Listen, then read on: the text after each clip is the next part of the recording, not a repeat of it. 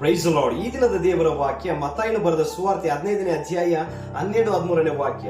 ಆಗ ಶಿಷ್ಯರು ಬಂದು ಆತನನ್ನು, ಫರಿಸಾಯರು ಈ ಮಾತನ್ನು ಕೇಳಿ ಬೇಸರಗೊಂಡರೆಂದು ನಿನಗೆ ಗೊತ್ತಾಯಿತು ಎಂದು ಕೇಳಿದರು. ಅದಕ್ಕೆ ಆತನು, ಪರಲೋಕದಲ್ಲಿರುವ ನನ್ನ ತಂದೆಯು ನೆಡದೇ ಇರುವ ಗಿಡಗಳೆಲ್ಲ ಬೇರಿನೊಂದಿಗೆ ಕಿತ್ತು ಹಾಕಲ್ಪಡುವವು ಎಂಬುದಾಗಿ ವಾಕ್ಯ ಬರೆಯಲ್ಪಟ್ಟಿದೆ. ಹೌದು ಪ್ರಿಯರೇ, ಯೇಸು ಕ್ರಿಸ್ತನು ಸೌಮ್ಯ ರೂಪವಾಗಿ ಮಾತಾಡ್ತಿದ್ದಾಗ ಮನುಷ್ಯನನ್ನು ಒಳೆ ಮಾಡುವವುಗಳು ಮನುಷ್ಯನ ಒಳಗಡೆಯಿಂದ ಬರುತ್ತೆ, ಮನುಷ್ಯನ ಒಳಗಡೆ ಹೋಗೋದಲ್ಲ ಎಂಬುದಾಗಿ ಹೇಳ್ತಿದ್ದನು. ಅದಕ್ಕೆ ಫರಿಸಾಯರು ಬೇಸರಗೊಂಡರು. ಆಗ ಆತನ ಶಿಷ್ಯರು ಕೇಳಿದ್ರು.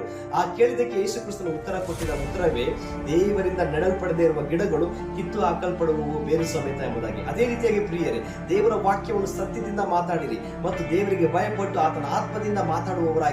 ಯಾಕಂದ್ರೆ ನಿಮ್ಮ ಸ್ನೇಹಿತರಾಗಲಿ, ಅಕ್ಕಪಕ್ಕದವರಾಗಲಿ, ನಿಮ್ಮ ಸಂಬಂಧಿಕರಾಗಲಿ, ನಿಮ್ಮ ಜೊತೆಗಿರೋರೇ ಒಂದು ದಿನ ಕಿತ್ತು ಹಾಕಲ್ಪಡುವ ಸಮಯ ಬರುತ್ತೆ.